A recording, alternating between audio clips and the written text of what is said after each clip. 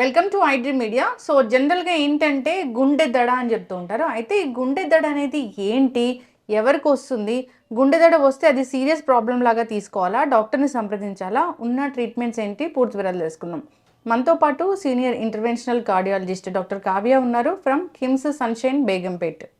Doctor గారు నమస్తే అండి. నమస్తే అండి. డాక్టర్ గారు, జనరల్గా గుండెకి సంబంధించి హార్ట్ అటాక్ ఇలా మాట్లాడతాము, కానీ గుండె దడ కూడా ఉంటుంది, అది కూడా పెద్ద ప్రాబ్లమే అంటున్నారు. ఎవరిలో వస్తుంది ఇది, అది దడ అని మనకు ఎలా తెలుస్తుంది? సో గుండె దడ డెఫినేషన్ ఏంటంటే పాల్పిటేషన్స్ అంటారు. నార్మల్ మెడికల్ టర్మ్స్లో పాల్పిటేషన్ అంటే అంటే awareness, uneasy awareness of your own heart beat. అంటే మామూలుగా మన గుండె కొట్టుకుంటూ ఉంటుంది, రోజంతా కొట్టుకుంటుంది, నిమిషానికి 60 నుంచి 100 సార్లు కొట్టుకుంటుంది. కానీ మనకి అది అంటే తెలీదు, అది సబ్ కాన్షియస్గా అది అవుతూ ఉంటుంది. ఒకవేళ మనకి అది తెలుస్తుంది, ఆ హార్ట్ బీట్ మనకి అన్కంఫర్టబుల్గా తెలుస్తుంది, అంటే పాల్పిటేషన్స్ అంటే దడ వస్తున్నట్టు. సో దడ ఎప్పుడు వస్తుంది అంటే మన హార్ట్ రేట్ నార్మల్ కంటే ఎక్కువ, గుండె వేగం పెరుగుతుంది. అంటే ఒక నిమిషానికి 100 సార్లు కాకుండా 120, 180, 20, 200 కూడా వెళ్తుంది. అది చాలా డేంజరస్ అండ్ ఫేటల్ ఎరిథమియాస్ అంటారు. ఎరిథమియా అంటే అబ్నార్మల్ హార్ట్ రేట్ అనమాట. సో గుండె దడ పేషెంట్స్కి కండక్షన్ సిస్టమ్ అబ్నార్మాలిటీలో రావచ్చు. అంటే మన గుండెలో కూడా ఎలక్ట్రికల్ వైరింగ్ ఎలా ఉంటుంది, ఇంటికి గుండెలో కూడా ఎలక్ట్రికల్ వైరింగ్ ఉంటుంది. సో ఒక భాగం నుంచి ఇంకో భాగం వరకు వెళ్ళాలి. సో ఫస్ట్ పైన ఏట్రియా ఉంటాయి, సో ఇక్కడి నుంచి ఆ ఇంపల్స్ ట్రావెల్ అవ్వాలి వెంట్రికల్స్ వరకు. సో ఇదంతా కండ్రమే. సో ఆ సిగ్నల్ వచ్చినప్పుడే అది కంట్రాక్ట్ అవుతుంది. కంట్రాక్ట్ అయ్యాక పైన గదుల నుంచి కింద గదులకి కంట్రాక్షన్ అయ్యాక రక్తం అనేది వెళ్తుంది. దాని తర్వాత ఈ మసిల్స్కి కండక్షన్ సిస్టమ్ వెళ్తుంది. అక్కడ సిగ్నల్ ఇచ్చాక ఆ కంట్రాక్షన్ వల్ల మొత్తం బాడీకి బ్లడ్ సప్లై ఇవ్వడం అనేది జరుగుతుంది మామూలుగా. సో అది ఎక్స్ట్రా బీట్స్ వేరే దగ్గర నుంచి, ఎస్ఏ నోడ్ అంటే అది మొదలైన దగ్గర నుంచి ఇస్కాల్డ్ ఎస్ఏ నోడ్, వేరే వేరే భాగాల నుంచి వస్తుందంటే అది పాల్పిటేషన్స్కి కారణం అవుతుంది అనమాట. ఒకవేళ అది పైన భాగం నుంచి వస్తుందంటే సుప్రా వెంట్రిక్యులర్ టాకికార్డియా అంటారు, కింద భాగం నుంచి అంటే ventricular tachycardia. Ventricular tachycardia very dangerous. అంటే సడన్ గా అరెస్ట్ అయ్యి ఫీల్డ్ లో పడిపోవడము, మ్యాచెస్ ఆడేటప్పుడు పడిపోవడము, అలా మీరు వినుంటారు.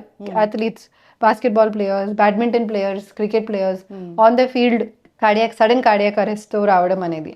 సో బై బర్త్ కంజనైటల్ కొన్ని అబ్నార్మాలిటీస్ ఉండొచ్చు కండక్షన్ సిస్టంలో.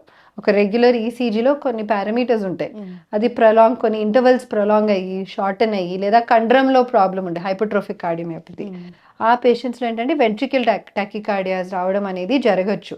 సో సడన్గా అది సరిగ్గా ఎఫెక్టివ్గా కంట్రాక్ట్ అవ్వకపోతే మన మెదడుకి, మన వేరే ఆర్గన్స్కి బ్లడ్ సప్లై అందకుండా సడన్ కార్డియాక్ అరెస్ట్ అవుతుంది అనమాట. సో అవి మోర్ ఆఫ్ ఫేటల్ వన్స్. కొద్దిగా బినైన్వి కూడా ఉంటాయి.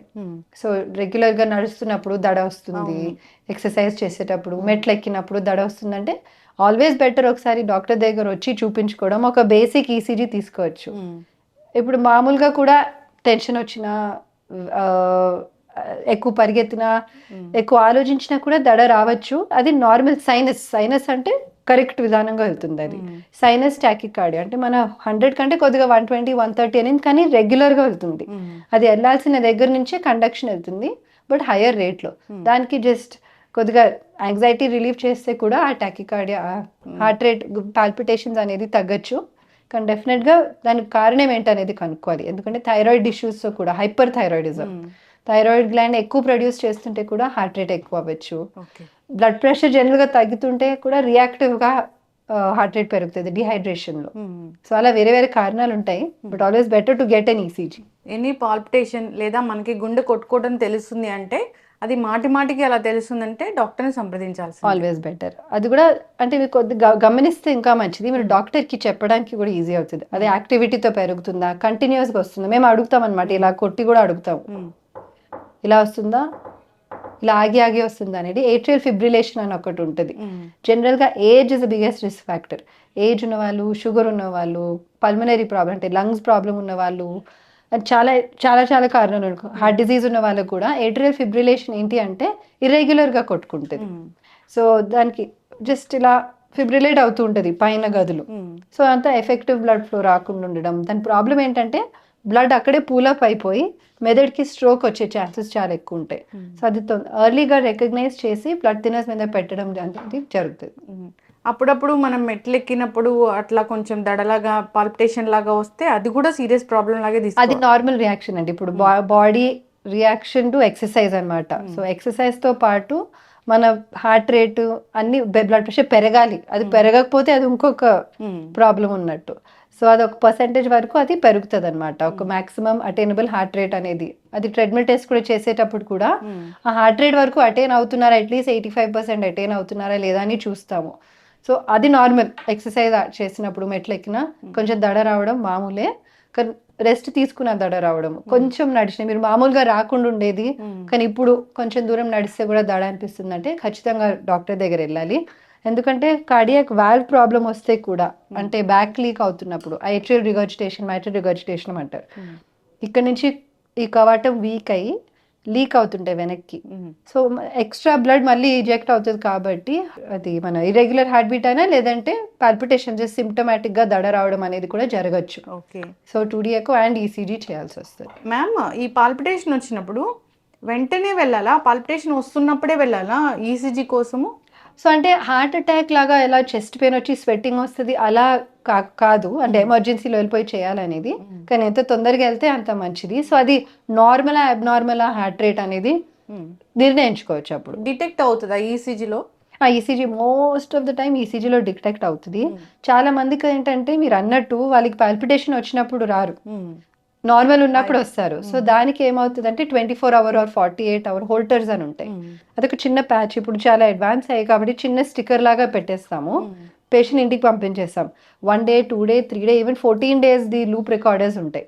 సో ఆ ప్యాచ్ పెట్టుకుని వెళ్ళిపోతారు, మాకు అది రిలే అవుతుంది అనమాట సిస్టంలో. సో అందులో ఏమైనా undetected on base line ECG కానీ అందులో డిటెక్ట్ అయ్యేవి అనేది మాకు తెలుస్తుంది సిస్టంలో. సో దాని ప్రకారంగా ఒక 1 day అనుకోండి, అరౌండ్ 1 lakh బీట్స్లో ఎన్ని బీట్స్ ఎక్స్ట్రా బీట్స్ వస్తున్నాయి అనేది చూస్తాం. ఆ బర్డెన్ అంటే ఎక్స్ట్రా బీట్స్ బర్డెన్ అబవ్ 20% ఉందనుకోండి, దెన్ నెక్స్ట్ కారణం కనుక్కోవడం, అంటే యాంజియోగ్రామ్ అయినా కార్డియాక్ ఎంఆర్ఐ అయినా చేయడం అనేది జరుగుతుంది. ఓకే. అంటే దానికి ఒక ప్రొసీజర్ ఉంటుందా ఈ గుండె దడ తగ్గించడానికి ట్రీట్మెంట్లో? సో మామూలుగా మెడికేషన్స్తో మేనేజ్ చేయొచ్చు చాలా వరకు, కానీ అదే అగైన్ ద కాజ్ బట్టి ఉంటుంది. సుప్రా వెంట్రికులర్ టాకికార్డియాస్కి ఎమర్జెన్సీలో వస్తారు కొందరు, హార్ట్ రేట్స్ 180 190 వరకు, బీపీ తగ్గిపోవడం అవన్నీ జరిగినప్పుడు ఇంజెక్షన్స్ ఇవ్వాలి, యాడినోసిన్ అవన్నీ ఇంజెక్షన్స్ ఇవ్వాల్సి వస్తుంది. వెంట్రికులర్ టాకికార్డియా వచ్చింది అనుకోండి, అది లీథల్ రిథమ్, సో షాక్ ఇవ్వాలి దానికి. ఏట్రియల్ ఫిబ్రిలేషన్కి ఇంజెక్షన్స్తో మేనేజ్ చేయొచ్చు ఫస్ట్, నెక్స్ట్ అనేది షాక్ ఇవ్వాల్సి రావచ్చు. కొందరికి జస్ట్ మెడికేషన్ బీటా బ్లాకర్ అంటారు, అంటే హార్ట్ రేట్ తగ్గించే మెడిసిన్, అది వాడచ్చు. కానీ మోస్ట్లీ సుప్రా వెంట్రికులర్ టాకికార్డియాస్కి ఈపీఎస్ ఆర్ఎఫ్ఏ అని ఒక స్టడీ ఉంటుంది. అదేంటంటే electrophysiological studies and radio frequency ablation. ఎందుకంటే 99% సక్సెస్ రేట్ ఈ ఈపీఎస్ఆర్ఎఫ్ఏ ఫార్ ఎస్విటి అంటే సుప్రా వెంట్రికులర్ టాకికార్డియాస్కి EPSR very safe procedure, very straightforward procedure, and పేషెంట్స్కి రికరెన్స్ అనేది చాలా వరకు తగ్గుతుంది, ఆ దడ అనేది మళ్ళీ రాకుండా ఉంటుంది. అందుకని మనము ఈసీజీ తీసి దాన్ని ఫస్ట్ కేటగరైజ్ చేయాలి ఎలాంటి దడ వస్తుంది అనేది. మ్యామ్, ఇది ఎట్లా అంటే వీళ్ళకే వస్తుంది, ఈ ఏజ్ పేషెంట్స్కే వస్తుంది అట్లా ఉంటుందా? అంటే మామూలుగా Supra ventricular tachycardia more of younger అంటే 30s అలా చూస్తాము, 30s 40s 50s ఫీమేల్ పేషెంట్లో ఎక్కువ చూస్తాము. కానీ అలా క్లియర్ కట్గా ఏం లేదండి, ఎవరిలో అయినా రావచ్చు. ఎస్పెషల్లీ హార్ట్ డిజీజ్ ఉన్న వాళ్ళకి ఏట్రియల్ ఫిబ్రిలేషన్ నేను చెప్పాను కదండి, ఏట్రియల్ ఫిబ్రిలేషన్ చాలా పేషెంట్స్లో చూస్తాము. Lung disease, COPD chronic obstructive pulmonary disease ఉన్న పేషెంట్స్కి, age biggest risk factor. Age ఉన్న వాళ్ళకి smoking, cigarette smoking big risk factor heart rate అబ్నార్మాలిటీస్కి. ఆల్కహాల్ బింజ్ తర్వాత కొందరు ఏంటంటే హాలిడే హార్ట్ సిండ్రోమ్ అంటారు, అంటే హాలిడే హార్ట్ ఎందుకంటే నార్మలీ వీకెండ్కి ఎక్కువ బింజ్ చేస్తే ఆల్కహాల్ సడన్గా ఏట్రియల్ ఫిబ్రిలేషన్ వస్తుంది, హార్ట్ రేట్ ఇర్రెగ్యులారిటీ వస్తుంది. సో డాక్టర్ని సంప్రదించాలి, ట్రీట్మెంట్ తీసుకోవాలి, డిపెండ్స్ ఆన్ వాళ్ళ మందులు అంటే మందులు ఎలా. అదే ఫస్ట్ అదే కారణం కనుక్కోవడం అనేది ముఖ్యం అండి. అది థైరాయిడ్ ఇష్యూస్ ఉన్నాయనుకోండి, థైరాయిడ్ని ట్రీట్ చేస్తే ఇది సెటిల్ అవుతుంది. ఓకే. కొందరికి ఇన్అప్రోప్రియేట్ సైనస్ టాకికార్డియా అంటే పెద్దగా కారణం లేకుండా just baseline heart rate ఎక్కువ ఉంటుంది. సో వాళ్ళలో sometimes we can just advise some certain lifestyle changes, అవసరం ఉంటే ఒక బీటా బ్లాకర్ యాడ్ చేయాలి. కొన్ని వేగల్ మాన్యువర్స్ అని ఉంటాయండి, ఎస్పెషల్లీ సుప్రా వెంట్రికులర్ టాకికార్డియా. ఇక్కడ మన క్యారోటిడ్స్ దగ్గర ఒక అదే పారాసింపథెటిక్ నర్వస్ సిస్టమ్ అంటే నర్వ్స్ వెళ్తాయి, దాన్ని ఇలా కొద్దిగా మసాజ్ చేస్తే only 1 side at a time, 2 sides ఒకటేసారి చేయకూడదు, క్యారోటిడ్స్ కంప్రెస్ అవుతాయి. సో ఒకటేసారి ఇలా కొద్దిగా మసాజ్ ఇస్తే కూడా హార్ట్ రేట్ తగ్గించవచ్చు. ఓకే, అట్లా దడ వచ్చినప్పుడు. ఇప్పుడు ఏమో చెప్తున్నారు, ఆ, అంటే అలా దడ వచ్చినప్పుడు డాక్టర్ దగ్గరికి వెళ్తే ఇంజెక్షన్ ఇస్తారు, అదే కదా? సో అట్లా కాదు, ఒక స్ప్రే వచ్చింది అమెరికాలో అంటున్నారు. అదే ఇండియా వరకు అయితే రాలేదండి ఇంకా. So we are not using it yet. ఇక్కడైతే మనం ఈసీజీ తీసి కారణం కనుక్కొని ఇంజెక్షన్ టాబ్లెట్ ఏంటి అనేది డిసైడ్ చేయాలి. But better not to ignore. Yeah, EPS RFA కి భయం అవుతుందంటే ఇంజెక్షన్స్ ఉంటాయా? కాదండి, అలా కాదు. ఆ injection is in the emergency situation. Heart గుండె వేగం వెళ్ళింది 180 వరకు అంటే వెంటనే టర్మినేట్ చేయాలి ఆ సూప్రావెంట్రికులర్ టాకికార్డియా అనే దాన్ని. అది టర్మినేట్ అయ్యి స్టెబిలైజ్ చేశాక ఫ్యూచర్ రికరెన్స్ రాకుండా ఉండడానికి ఈపీఎస్ఆర్ఎఫ్ఏ. Okay, yes ma'am. ఇది ఒకవేళ వాళ్ళు అలాగే దాన్ని ప్రొలాంగ్ చేస్తూ ఉన్నారు అంటే క్రానిక్లో ఏమవుతుంది అది? సో ఒకటి ఏంటంటే అండి, హార్ట్ రేట్ అలానే ప్రొలాంగ్ అవుతుంది అనుకోండి, చాలా లాంగ్ టర్మ్లో టాకికార్డియా ఇండ్యూస్ కార్డియోమయోపతి మెల్లిగా ఏంటంటే కార్డియాక్ మసిల్ కూడా డ్యామేజ్ అయ్యే ఛాన్సెస్ ఉంటాయి. కానీ ముఖ్యంగా ఏంటంటే సడన్గా గిడినెస్ వచ్చి పడిపోవడం అనేది, ఎస్పెషల్లీ వెంట్రిక్యులర్ టాకికార్డియాస్ అనేవి. ఆ వెంట్రిక్యులర్ టాకికార్డియాస్కి ఐసీడీస్ అని ఉంటాయి, అంటే కార్డియాక్ డీఫిబ్రిలేటర్. మనం ఎలా షాక్ ఇస్తామో అలానే ఒక చిన్న పేస్ మేకర్ అంత సైజులో డీఫిబ్రిలేటర్ పెట్టిస్తాము.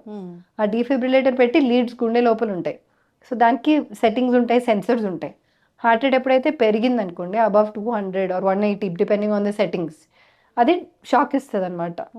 సో చాలా మందికి అదే ఇదంతా ఇవాల్యుయేషన్ అయ్యాక, ప్రతి పేషెంట్కి పెడతామని కాదు, ఆఫ్టర్ ఇవాల్యుయేషన్ హార్ట్ అటాక్ వచ్చాక we give time. First heart attack అయ్యాక, స్టెంటింగ్ అయ్యాక at least 6 weeks we give time to see cardiac muscle recover అయిందా లేదా. ఒకవేళ రికవరీ అవ్వలేదు, ఆ పేషెంట్కి ఇంకా ఇలా వీటి అటాక్స్ వస్తున్నాయి అనుకోండి, ఐసీడీ ప్లాన్ చేస్తాం. చాలా మందికి కండ్రమ్ ప్రాబ్లంతోనే వస్తారు, కార్డియోమయోపతీస్. వాళ్ళలో ఆ టాకికార్డియా దానివల్ల ఆయాసం కూడా వస్తూ ఉంటుంది. So they are candidates for defibrillator. So అది సడన్గా షాక్ ఇస్తుంది, ఆ టర్మినేట్ చేసేస్తుంది అనమాట ఆ ఎపిసోడ్ని. ఓకే, అది పర్మనెంట్గా ఉంటుంది ఇంకా? అది permanent, like pacemaker. Okay, like a pacemaker. It's like a pacemaker called implantable cardioverter defibrillator. Okay, ఎలాగ మనం ఎక్స్టర్నల్ గా షాక్ ఇస్తామో, చిన్న పాకెట్ డివైస్ ఉంటుంది ఇక్కడ, అది ఇలా షాక్ ఇస్తూ ఉంటుంది హార్ట్ రేట్ పెరిగినప్పుడు. ఈ గుండె దడ అనే ప్రాబ్లము ఇంత సివియర్గా ఉన్నప్పుడు, అంటే విమెన్లో జనరల్గా వాళ్ళకి పెళ్ళి అవ్వలేదు అంటే తర్వాత నార్మల్ లైఫ్ లీడ్ చేయొచ్చా? అవునంటే అది again depends on the cause. పిల్లలు ఐసీడీ వేసుకున్నా దే కెన్ కన్సీవ్. అంటే దడ అనేది EPSRF is very simple straightforward procedure. supraventricular tachycardias అంటే they are not very harmful, but of course they have to be treated. ఈ ventricular tachycardias more serious. Ma'am, ఒక 2 విషయాలు, అంటే ఈ దడ ఎలా వస్తే వెంటనే డాక్టర్ దగ్గరికి వెళ్ళాలి, ఈ దడ ఎలా ఉంటే ఓకే నార్మల్గా అనుకోవచ్చు? ఓకే, సో అంటే దడ అంటే కొద్దిగా ఎగ్జర్షన్లోనే వచ్చింది, మీరు కూర్చున్నాక సెటిల్ అయింది, గిడినెస్ రావట్లేదు, సింకోప్ అటాక్స్ అంటే కళ్ళు తిరిగి పడిపోవడం, స్పృహ పోయి పడిపోవడం అనేది జరగట్లేదంటే పర్వాలేదు, కొద్దిగా మేనేజ్ చేయొచ్చు. కానీ గిడినెస్ వస్తుంది, స్పృహ పోయి పడిపోతున్నారు, ప్రీవియస్ హిస్టరీ ఉంది, కార్డియాక్ హిస్టరీ ఆర్ ఏజ్ ఉంది అంటే డెఫినెట్గా దాంతోపాటు ఆయాసం కూడా వస్తుంది, ఛాతీలో నొప్పి వస్తుందంటే definitely go to the doctor. Yes, అప్పుడే వెళ్తారు వాళ్ళు, సొంతంగా ఈసీజీ తీసుకుంటారు, సో ఏం లేదు అంటే అలాగే ఉండిపోతూ ఉంటారు. కానీ డాక్టర్ దగ్గరికి వస్తే వాళ్ళకి 24/7 మానిటరింగ్. అదే అంటే డిపెండింగ్ ఆన్ ద ఒకవేళ మాకు తెలుస్తారన్నమాట వాళ్ళు చెప్పే విధానం బట్టి, అండ్ బేస్డ్ ఆన్ ఈసీజీ కొన్ని పారామీటర్స్ ఉంటాయి. ఒకవేళ దాంట్లో నిజంగానే ఏం లేదనుకోండి వదిలేస్తాం. ప్రతి వాళ్ళకి ఆ 24 hours 72 hour హోల్టర్ పెట్ట అవసరం ఉండదు. సిమ్టమ్స్ కొద్దిగా సిగ్నిఫికెంట్ ఉండినాయి వచ్చినప్పుడు, పాల్పిటేషన్స్, మేబీ గిడినెస్ వచ్చింది, మేబీ ఫెయింటింగ్ ఎపిసోడ్స్ ఉన్నాయి, అప్పుడు ఖచ్చితంగా 72 hours ఆర్ 14 అవసరం ఉంటేనే 14-day హోల్టర్ అనేది పెడతాం. ఎస్ మ్యామ్, చాలా చక్కగా చెప్పారు. గుండె దడ అనేది ఒక ప్రాబ్లము, అది వస్తే అది సీరియస్గా ఎప్పుడు తీసుకోవాలి, ఎప్పుడు డాక్టర్ దగ్గరికి వెళ్ళాలని చాలా చక్కగా చెప్పారు. ఇబ్బంది పడుతున్న వాళ్ళు కాంటాక్ట్ చేయాలని కోరుకున్నాం. చాలా చక్కటి ఇన్ఫర్మేషన్, ధన్యవాదాలు.